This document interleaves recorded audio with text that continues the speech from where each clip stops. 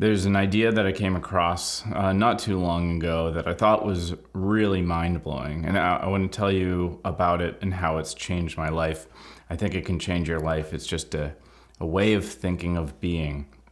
But I want to tell you a little bit about the problems that I face. So if you face these problems, keep watching, and this may or may not help you.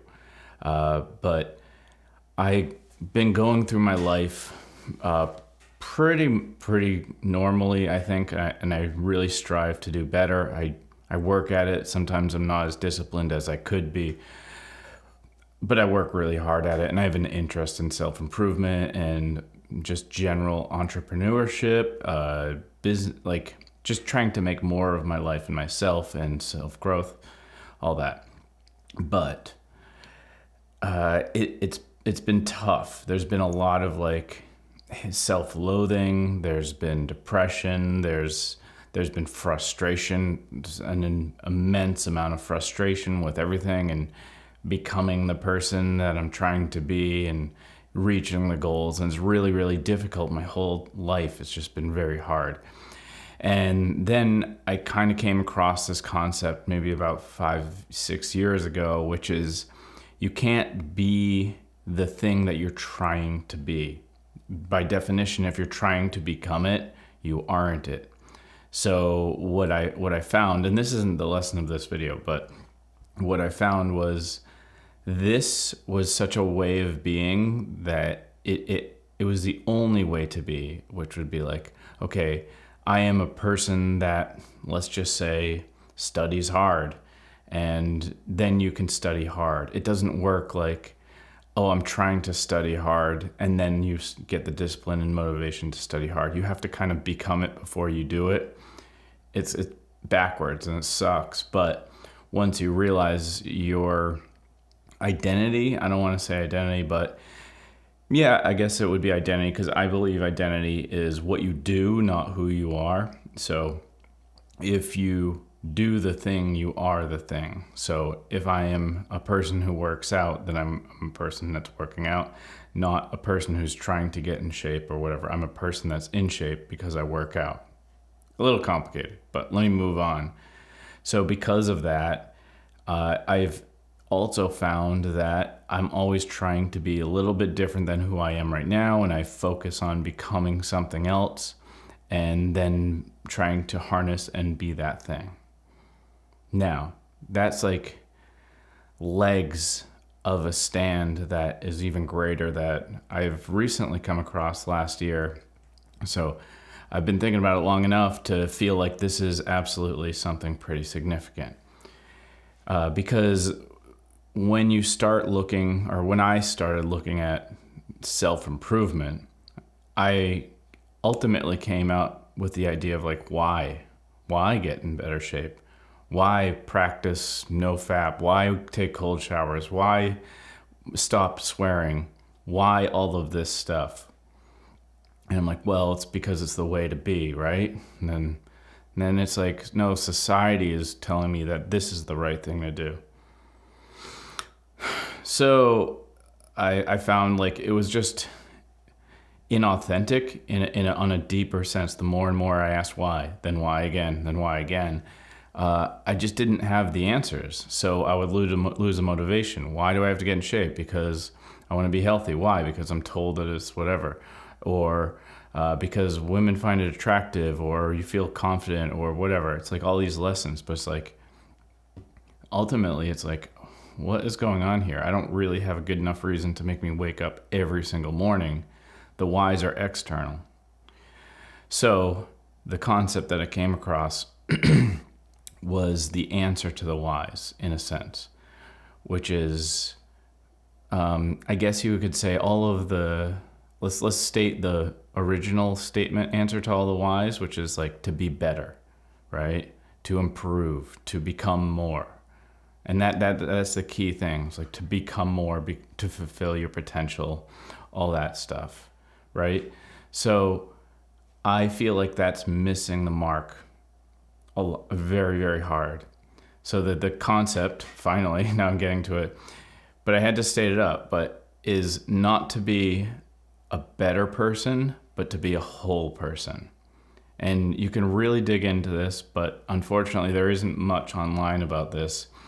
It's a concept in some psychology books, but I found it kind of more lives in this subtle terminology in my brain. And I have a little list here, just kind of some ideas to help you understand what I mean, because if your goal is to be whole, it answers all the questions of what you're supposed to do and why to do the things. And it'll make sense by the end of this video. So one really important thing about being a whole person is literally uncovering repressed parts of you, painful moments, facing on fears, getting stronger in the sense of not having weak, dying parts. So this can be in your body, your mind, and your emotions, your spirit, right? So that you have those three parts, mind, body, spirit, that all share a version of something. So these repressed things are basically like a piece of the pie of you getting taken out, and you have a hole there, right? So if you've ever experienced a loss and a pain, you feel like a part of you is missing. And that's kind of, for me, like a weakness. Loss is hard for me. So I had to process how I dealt with this, what happened in the past, so on, so I can deal with that loss. So now that it's not a gaping hole and I don't have these fears, and I can become more of myself. It's just a small example. It was very hard to do. Another thing that a person who's incomplete, who's not whole, has a lot of adaptation to changing. These are people pleasers. These are people who will be like, oh yeah, this, and then somebody will say, oh yeah, but I don't know this, right? And then they'll be like, oh yeah, you're right, yeah. And they just change on a dime and agree to everything, or repeat whatever is the other person said. Or somebody who copies. Copying is a weird one. It's not absolute in my opinion, but copying is kind of a form of adaptation to what you want to be or want to be liked, but it's not pure to the person, right? For the most part, disclaimer. So this people pleasing, changing, adapting. What's another good example of that? Doing what you're told is the thing you're supposed to do, right? And just because, hey, you're supposed to take cold showers. Hey, you're supposed to know FAP, like whatever. These things are incomplete of your truest form. Now, I'm not saying these things aren't things you should be doing. It's that if you're adapting to take on these things and they're not true to you and they're not truly growing you, maybe it's not the right time for them, but eventually I think every person who becomes more whole stops using these crutches that are things that an incomplete person uses. Another thing that a whole person does is they improve themselves through acceptance and honor of who they are. And let's take an easy one, is the body. You improve your body through the love of your body. You want to keep it healthy. You want to make it strong, and you want to rejuvenate it, recycle it, like tear the muscles, let them heal. You want to feed it good fuel, not because you're trying to get a woman's attention, but because you honor yourself and you're more full as a person.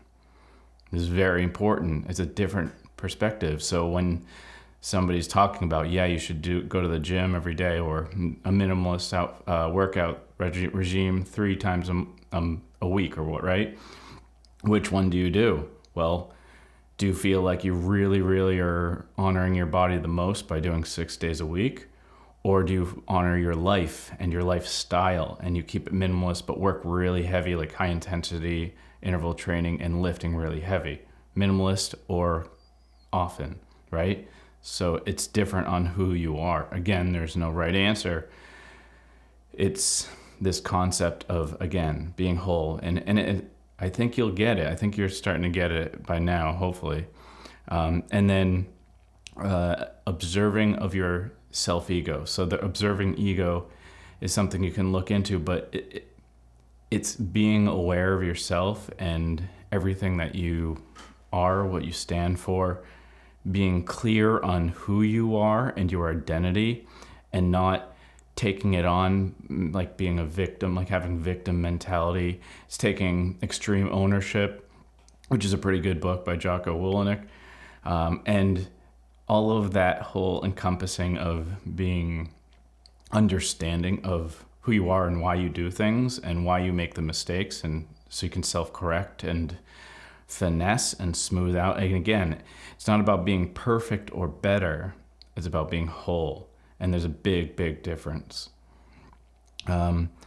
Another thing with, again, think about a disjointed, incomplete person. They have no compassion. They have no outside view of the world. So unlike the observing ego is internal, you have the same of the other, right? So if you see an animal and, maybe they're hungry, like if you feed the animal, or being nice to somebody, helping somebody do something, just holding the door, being aware of the world around you, not stuck in your phone.